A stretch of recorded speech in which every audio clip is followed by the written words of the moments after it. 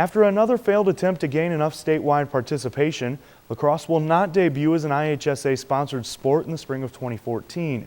As a result, athletes will continue to compete on the club level, at least for now. Zach Groth has more.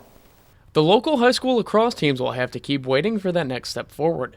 The IHSA announced earlier this month that not enough schools had committed to the upcoming season, so an official state series will not begin this spring. It's kind of just like business as usual. We didn't really expect it to go through this year. Obviously, we really wanted it to. Boys and girls lacrosse will continue operating independently through the Illinois High School Lacrosse Association and Illinois High School Women's Lacrosse Association. Naperville Valley Girls head coach Ronnie Appenbrink-Cleaner says that while the sport has done well operating this way, a state series could take the sport to the next level. Right now, we're having great success. We're not really getting recognition from the state, so I can't imagine what our numbers would look like as far as recruiting for the sport, as well as like the motivation that they would get from feeling a sense of like, we just got a state title and it's for the state of Illinois.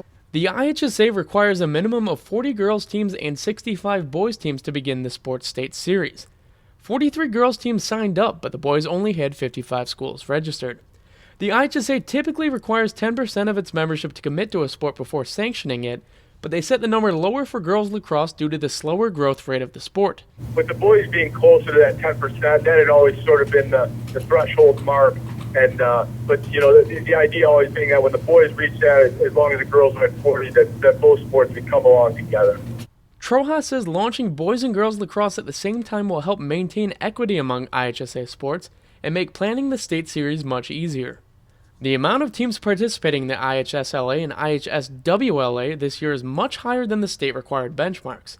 Some of those teams aren't ready for competition at the state level, other schools don't have enough funds in their budget, so not all of those programs would have been able to participate in the state series in 2014. The ball is in the court of several of our schools, and you know, we understand they have tough decisions and they're in tough spots financially in a lot of situations, and you know, our hope is that it will move forward quickly. Moving forward quickly doesn't necessarily mean the sport will have enough teams by 2015. I think it could be as soon as next year, but realistically, it's probably, I would say, 2 or 3 years down the road, possibly more. In the meantime, teams like the Naperville Valley Girls Squad will continue to miss out on some of the benefits that their varsity sport counterparts receive, and this extends a lot further than just funding. They have like a Wildcat Weekly at Nequa every week, and they feature all the sports and good things, and the kids who get recognized get their pictures in the hallway, and we would get that. Like, as of right now, it's really hard for the girls. The seasons for boys and girls lacrosse will begin in March. The IHSA State Series will have to wait. Reporting from Naperville Valley High School, Zach Groth, Naperville Sports Weekly.